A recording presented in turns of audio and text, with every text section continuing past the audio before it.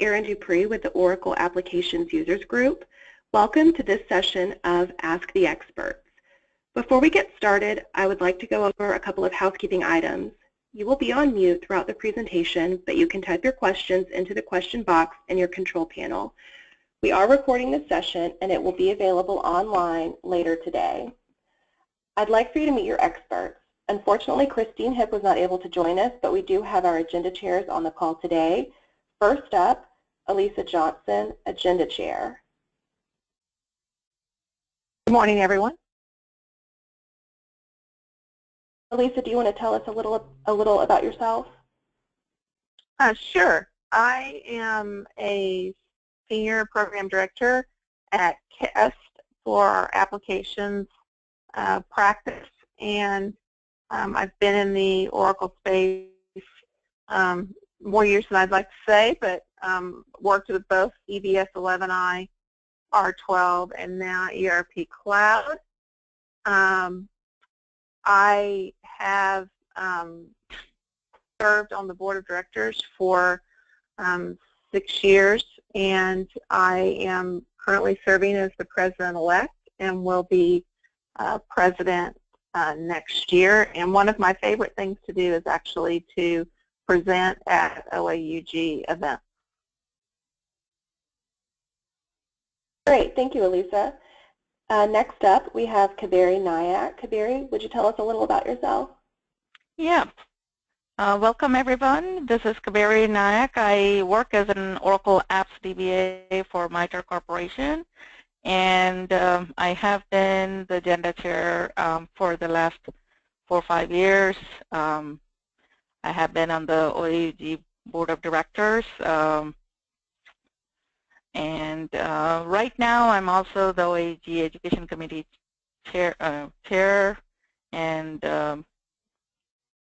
love to present at different events like Collaborate, Oracle, Open World, Connection Point, webinars.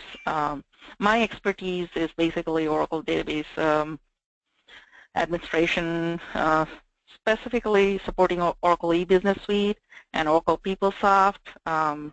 Then I also support a lot of other Oracle products like Oracle Identity Management, Oracle Enterprise Management. I have, again, like over 22 years of experience with Oracle products. And I serve on different OAUG committees as volunteer. Hey, great. Thank you both. With that, we'll go ahead and talk about the paper selection process. It does take a lot of time and energy from volunteers and staff, so we definitely appreciate our volunteers' time. We start well in advance of Collaborate, typically 9 to 10 months out. First, we work with the SEC, that's the Strategic Education Council. They work to finalize specific tracks, and from there we work with our agenda chairs, that would be Elisa and Kaberi, to create a wish list. And that wish list is comprised of topics and tracks we're looking to have presented. The wish list is available on the Collaborate 17 webpage. So from there, Call for Papers opens. It opened August 17th and will close October 7th, so there is plenty of time left to submit your abstracts. Once Call for Papers closes, we have volunteer voters that ensure we get presentations that our attendees want. These voters select which sessions we will present at Collaborate. You must be an OAUG member to vote. Based on that, we work with the agenda chairs to do room bills and finalize the agenda. Next, speaker notifications will go out. Those will be sent the week of October 31st. Then, getting into the new year, we began working with the presenters. Accepted papers and presentations are due the week of February 20th. Then we get into the Collaborate event itself, which begins April 2nd. It is an extensive process, but this ensures we select content that you, the attendees, want to see. So moving on, I'd like to ask Elisa to provide some tips and tricks on submitting an abstract. Sure. So I think the first thing is to come up with a solid idea. you want to make sure that it's going to appeal to a broad audience. Do look on the website when you look at the paper submission portal. There'll be a link to a wish list, and so those will have topics that are of particular interest for this year. And so having something that aligns with the things on those wish list items is really helpful too. I know that all of you have a lot of great experiences that you can share with the user community. We do look at,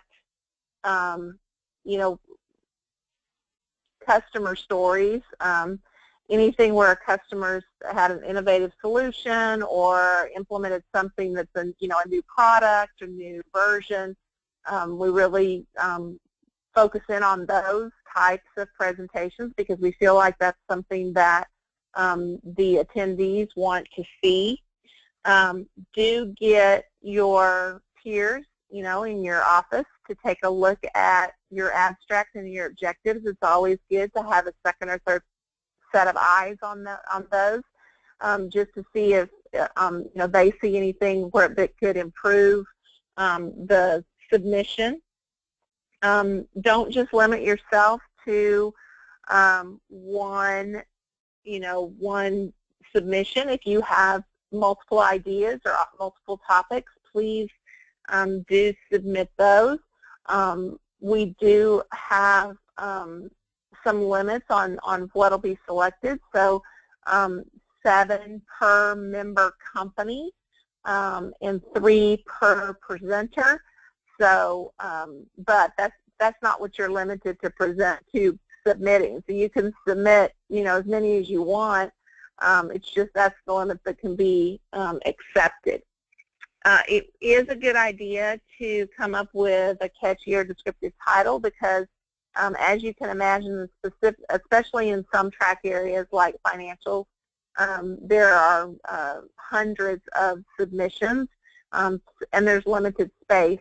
So the more that you can set yourself apart in terms of the title, the abstract, the objective, the better it is in terms of the people that are going to be going through reviewing and voting. Next, please make sure the spelling is correct, the grammar is correct, because really the abstract and the objectives are our first look at what the presentation is going to be like. So we want to have high quality presentations for the attendees, and if we see an abstract that has a lot of spelling or grammatical errors, that's not going to be one that's selected because that's going to be reflected in any kind of presentation that you do. So that's really, really important. Also, I think another thing that I look for, you have the abstract, and then you can enter up to 5 objectives. If I see a presentation that just has the abstract and 1 or 2 objectives filled out, and you compare that to a similar presentation submission where it has the objective, the abstract and 4 or 5 objectives, again, that just shows that potential speaker has had more thought into what they're going to be presenting because they have more of those objectives filled out. So typically I look at 3 or more to have the 3 or more objectives filled out. So please keep that in mind when you're submitting and have at least 3 objectives filled out. And another tip there is I wouldn't have them, you have your abstract. Don't just take each sentence of your abstract and copy it into each of the objectives. Again, that doesn't show, the kind of, forethought or of what you're going to be speaking about if we see that, in the paper submission. Again, I also talked about, if you're a professional services,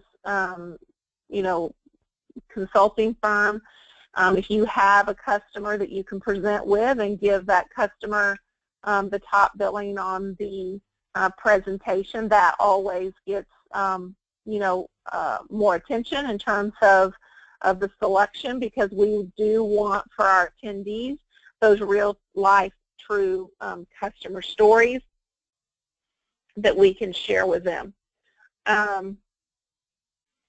So again, don't think again that you don't have anything to offer. You do. We're always amazed. It's always difficult to narrow down the number of presentations. So I do encourage you to submit. The other thing I do encourage you to do is that we really have started marketing and want our members to vote on the papers. So each company has one vote. So if your company isn't voting on the papers, go out to the website and take advantage of that opportunity, because again, then you can see the number of papers that are out there, the types of papers that are submitted, and you'll have an opportunity to have your voice heard in terms of the paper selection.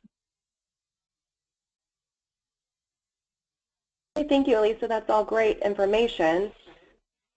At this time, we'd like to open it up to any questions anyone has. Anything big or small, we want to hear from you, so just type the question into the box in your control panel. And in the meantime, I'm going to backtrack to this slide on the paper selection process. Apologies, I did not have that up before, but that's more of that information that I went over earlier. And it looks like we have our first question. Where do we apply? So the website is collaborate.oaug.org, and I can show you guys.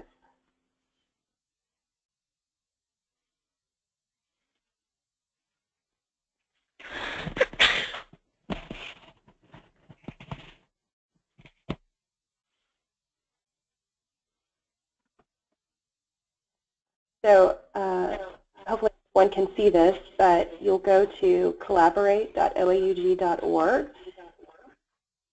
and is a present tab here on the right, and then you'll go down to call for presentations.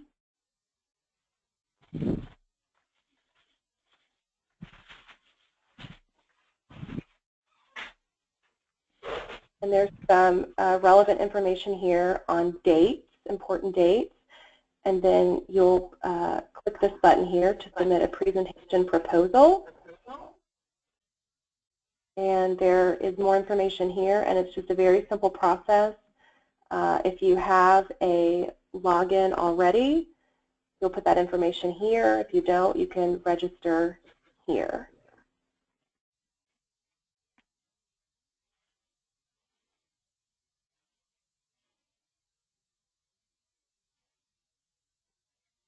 Are there any other questions?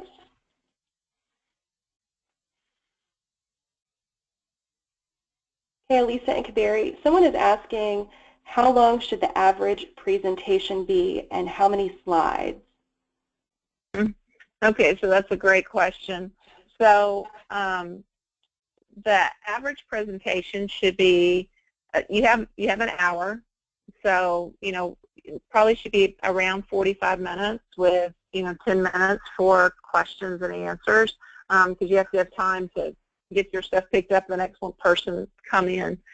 And then in terms of slides, that kind of varies depending on your presentation style. I've had presentations before where I've had 35 to 40 slides, but I'm using a lot of screenshots, right? I'm giving kind of a tips and tricks on using a certain module, and so I'm going through those slides quickly. I've seen other presentations that are very successful that have 15 slides, but they're doing a lot of conversational talking about that. But we definitely want you to fill up the time. We don't want 20 minutes.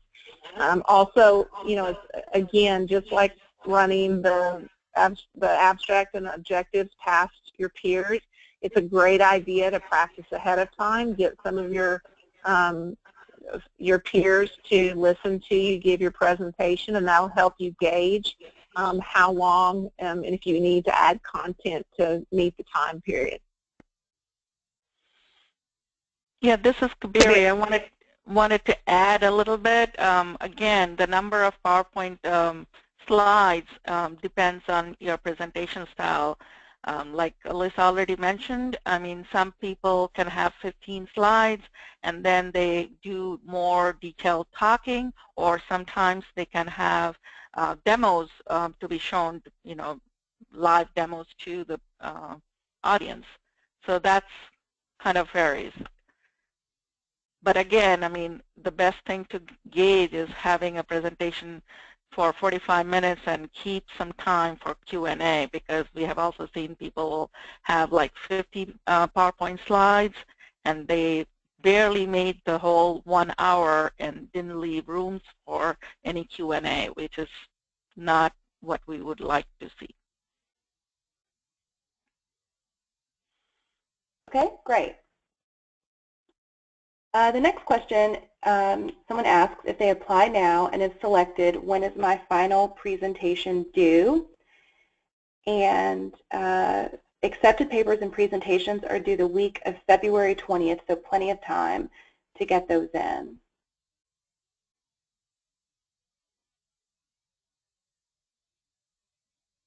Okay, next question. This person would like to know, can they submit an abstract if they have never done so before? Of course. Yes, we want new presenters. That's right. It's always great to get fresh ideas and content. So please submit. And Erin, do we have a slide on the key dates on this one or not? Oh, we don't have a slide, but let me pull up the website.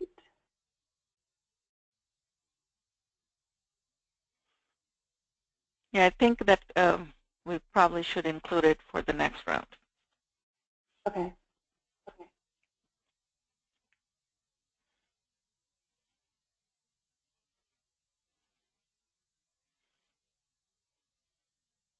Actually, we do have a slide for that. That's what I thought. I thought we did, but I was... Sorry about that. Here we go. There we go. I thought we did. Yeah. Okay. So be sure and have your presentations in by October 7th. And we have people submitting up to the 11:59 p.m. on Eastern Standard Time. So get them in. The speaker acceptances will go out the week of October 31st. So of course that'll go into the first week of November, right? Because October 31st is the first day of that week. And then you need to have the presentation materials submitted by February 20th, 2017. Now, let me make a comment on that. If you are a consultant, we are still requiring a white paper and a slide presentation because, that's what you do for a living, is in terms of, providing knowledge share to your clients. If you are a user organization, if you're just, if you're a user of Oracle, we only require a slide deck with notes in it. You know how you put notes in the bottom of the PowerPoint presentation, so you don't have to write a formal white paper. So I think we did that to try to encourage more user members to submit papers, right, or submit abstracts. So if the white paper, writing the white paper is kind of,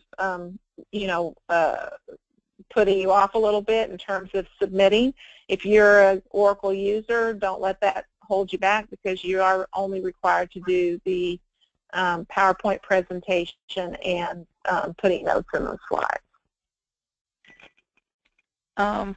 This is Barry. I want to add one more thing to the last question that one of the audience probably posed about if I have never presented on a topic and want to do it.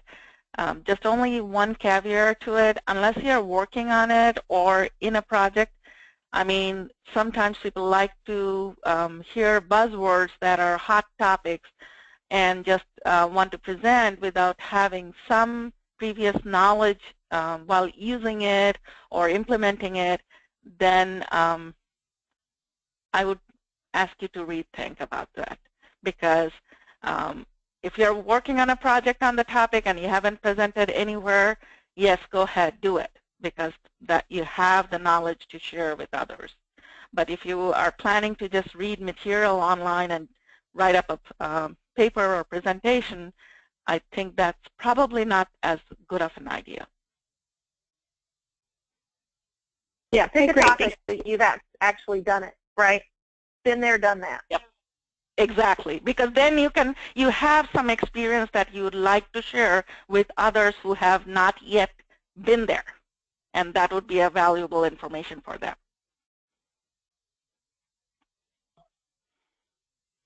Okay, great. The next question, someone would like to know if they need to reserve their hotel room before submitting, and no, they do not. While it is a good idea to reserve your hotel room early to get the best rates, it is not required prior to submitting an abstract.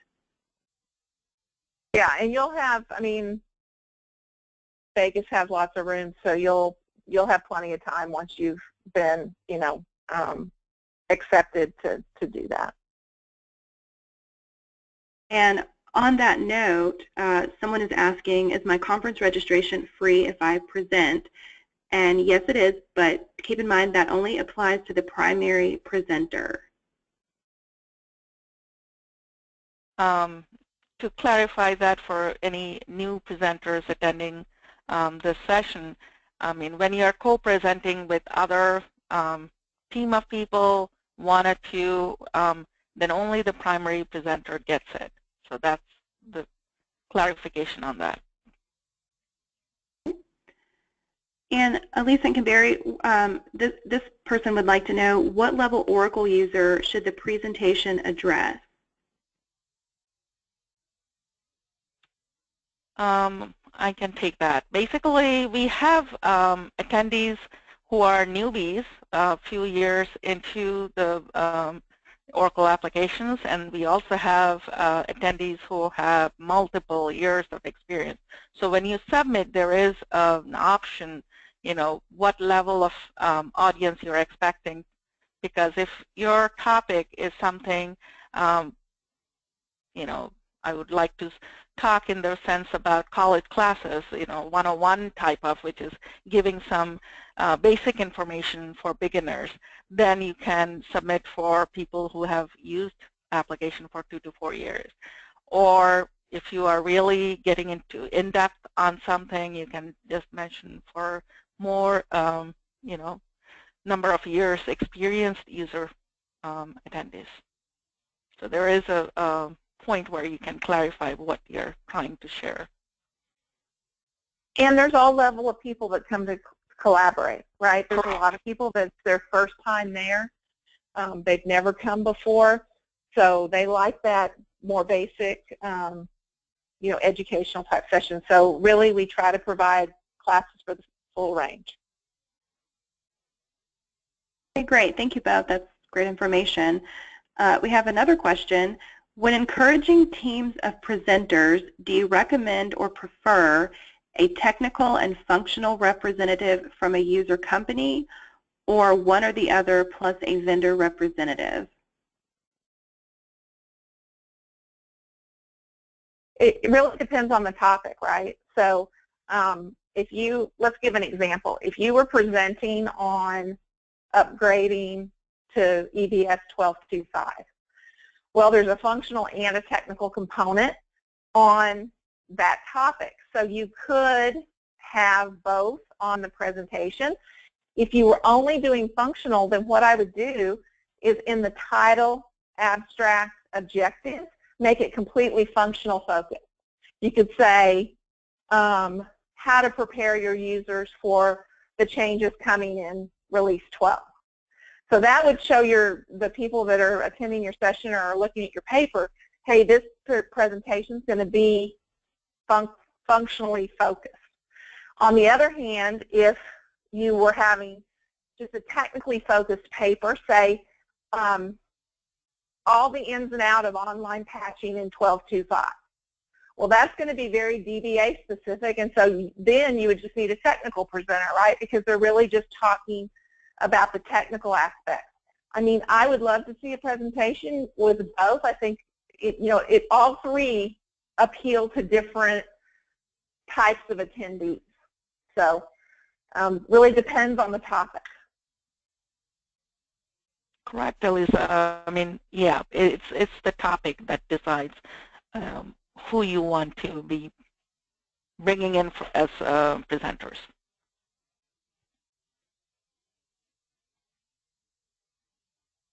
Okay, thank you. Let's see, we have another question here.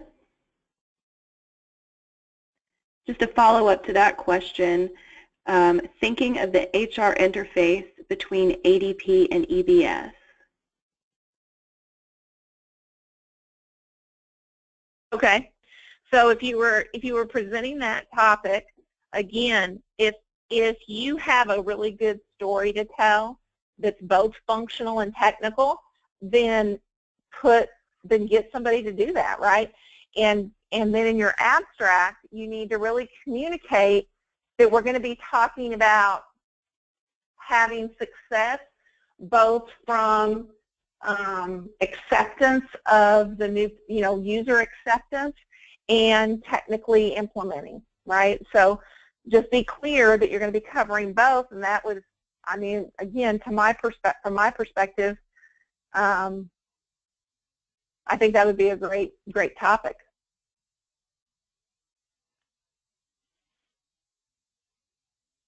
Okay, great, thanks. We have more time. Please continue to send in your questions. These are great questions. Someone is asking, do I need to be an OAUG member to present? No, there are guidelines on how many papers you can submit, and we do give priority to OAUG members. So please join OAUG. Elisa Caberry, do you have anything to add to that? Yeah, so to be specific, you can submit as many papers as you want, but only for a company. If you're a non-member, then only one paper can be accepted, whereas if you're a member, you can have up to 7. So it is a big benefit to have, that membership with OAUG. And just to add, Lisa, thanks for the update. Again, I mean, if you're not already a member of OAUG, go to the website and check out the benefits. I mean, there are tons of benefits I can name. I mean, all these incredible presentations, webinars, even raising your voice to Oracle support groups. So there are a bunch of benefits that you can get after you become a member. So do take a look. I mean, you can become a company, make the company as a member, or if your company doesn't support the company-wide membership, then you can also become an individual member. So there are lots of benefits that comes as part of becoming a member. So take a look. Definitely, thank you. And then I'll see if there are any further questions, but while we wait, let's just review these key dates again. So the call for presentations closes October 7th. If your abstract is chosen, the accepted presenters are notified the week of October 31st, and all of the presentation materials are due the week of February 20th. And again, everything is on the Collaborate website, which is collaborate.oaug.org.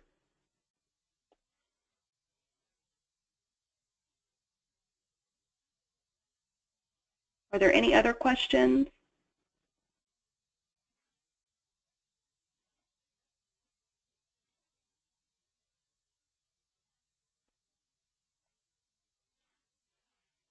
If there are no other questions, I would like to bring up one question which might help tentative presenters in this call.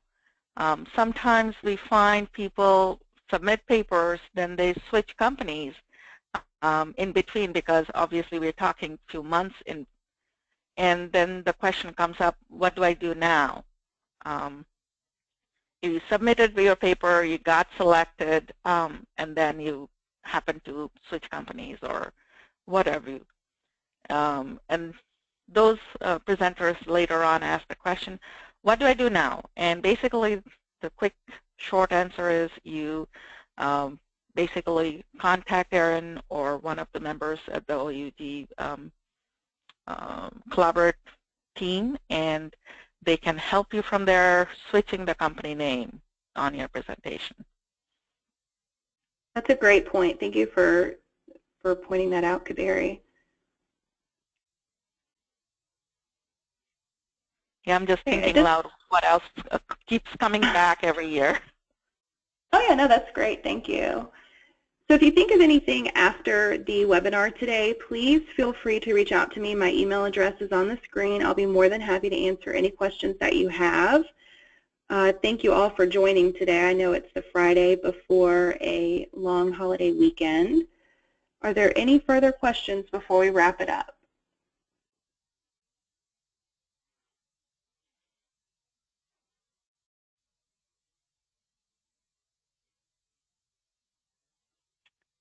Okay, I think that's it for the questions. So again, thank you everyone for joining today. Thank you, Elisa. Thank you, Kiberi, for providing valuable input. I hope everyone has a great weekend, and we hope to see you at Collaborate 17.